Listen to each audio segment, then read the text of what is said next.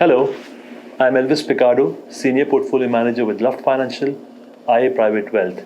In this video, I'm going to cover major market developments in the second quarter and give you an idea of our outlook for the rest of the year. I will also go over some of the recent trades we made in your portfolios in response to market conditions and our outlook. It's fair to say that the first two quarters of this year have probably been the most eventful and volatile since the COVID pandemic 5 years ago.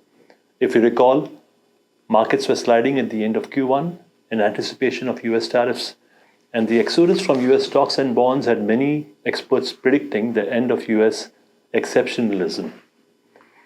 But market sentiment reversed abruptly on April 9th after President Trump announced a 90-day moratorium on tariffs, sparking a historic rally in US stocks.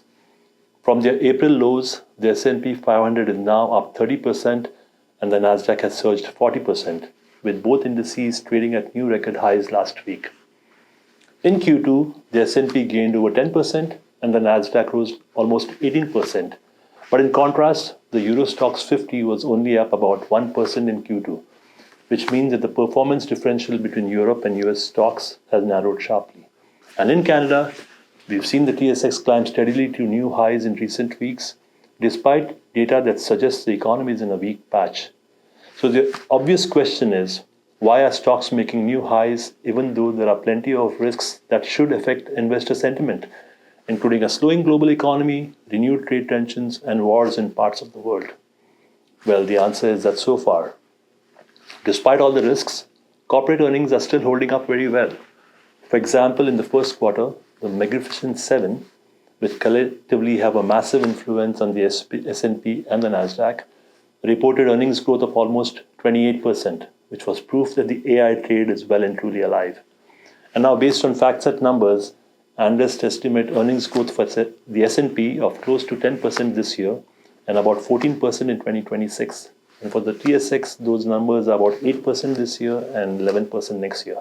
So tremendous earnings growth.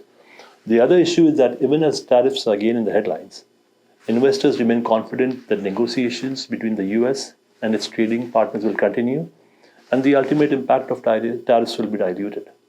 But all this optimism means that the good news is already baked in, and markets could retreat for any number of reasons, as we saw in Q1. So while we think that there's a decent chance of a minor correction in equity markets in the second half of this year, because there's so much noise, we believe it's difficult to be resolutely bullish or bearish. And based on this philosophy, we made some changes in your portfolios in the second quarter.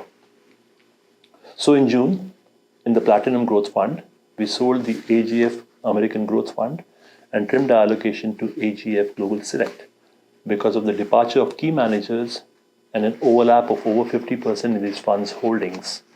And these proceeds were allocated primarily to the CI Munro Global Growth Fund. So this was in keeping with the objective of reducing US exposure and increasing international holdings so as to improve diversification. And on April 30th, we rebalanced all your portfolios, taking advantage of the US equity surge to slightly lower our target equity weight to 9%. Also earlier in April, within Platinum, we sold two small and mid-cap funds and replaced them with the BMO European Fund and the Fidelity Global Innovators Fund. So this reduced our US allocation by 5 percentage points to 50% and increased international allocation to 20%. As I had mentioned in our Q1 review video, the main lessons of this year's volatility are that diversification pays and it's best to stay balanced in this environment. So we will continue to actively rebalance your portfolios as we adjust to rapid changes in the markets and the economy.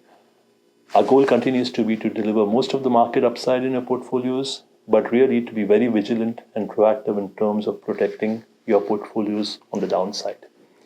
Thank you very much for watching. Goodbye.